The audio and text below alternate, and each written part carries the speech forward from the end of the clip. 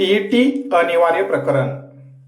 सर्वोच्च न्यायालयातील टीईटी पुनर्विलोकन याचिकेच्या सुनावणीमुळे शिक्षकांसाठी मोठी बातमी.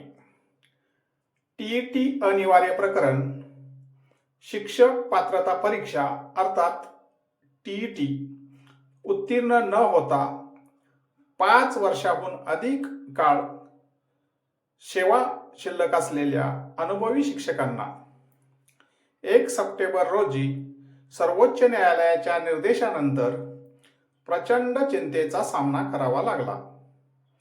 सर्वोच्च न्यायालयाने आदेश दिला की या अनुभवी शिक्षकांनाही टीईटी परीक्षा देणे बंधनकारक आहे.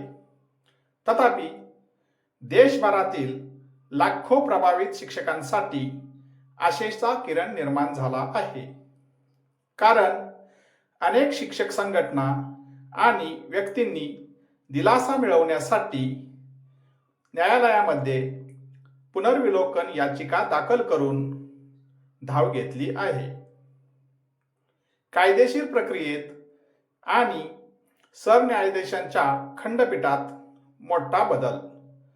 सामान्यतः पुनर्विलोकन याचिकांवर त्याच खंडपीठाद्वारे सुनावणी होते ज्याने मूळ निकाल दिला होता. तथापि शिक्षक समुदायाने नव्या दृष्टिकोनासाठी खंडपीठ बदलण्याची जोरदार मागणी केली. ताज्या माहितीनुसार अनेक महत्त्वपूर्ण घडामोडी या कायदेशीर लढाईची दिशा ठरवत आहेत. याचिकांचे एकत्रीकरण. सर्वोच्च न्यायालयात दाखल झालेल्या सर्व पुनर्विलोकन याचिका एकत्र करण्याची प्रक्रिया सध्या सुरू आहे. सरन्यायाधीशांच्या खंडपीठाकडे संभाव्य हस्तांतरण. अधिक महत्त्वाचे म्हणजे जे महत्त्वपूर्ण प्रकरण थेट भारताच्या माननीय सरन्यायाधीशांच्या खंडपीठाकडे हस्तांतरित होण्याची दाट शक्यता आहे. अपेक्षित असा कालावधी.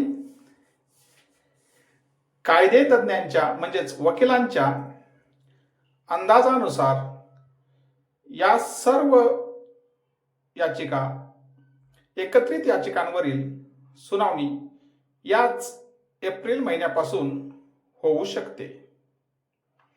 प्रमाणित कायदेशीर प्रक्रियेनुसार पुनर्विलोकन याचिकांचे मूल्यांकन सामान्यतः न्यायाधीशांच्या खाजगी दालनात केले जाते, ज्याला बंद कक्ष सुनावणी म्हणजेच क्लोज्ड चेंबर हिअरिंग म्हणून ओळखले जाते.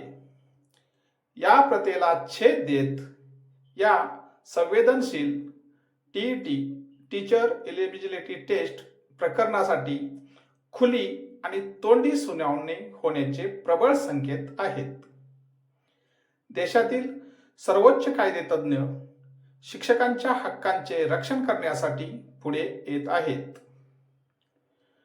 अभिषेक मनु सिंघवी आणि मुकुल रोहतगी यांच्यासारख्या प्रख्यात ज्येष्ठ वकिलांच्या अपेक्षित उपस्थितीमुळे या कायदेशीर लढ्याला प्रचंड वजन प्राप्त झाले आहे. यासारख्या नवनवीन आणि माहितीपूर्ण व्हिडिओसाठी माझ्या चॅनेलला लाईक, शेअर आणि नवीन असाल तर सबस्क्राईब आणि फॉलो करायला विसरू नका. धन्यवाद.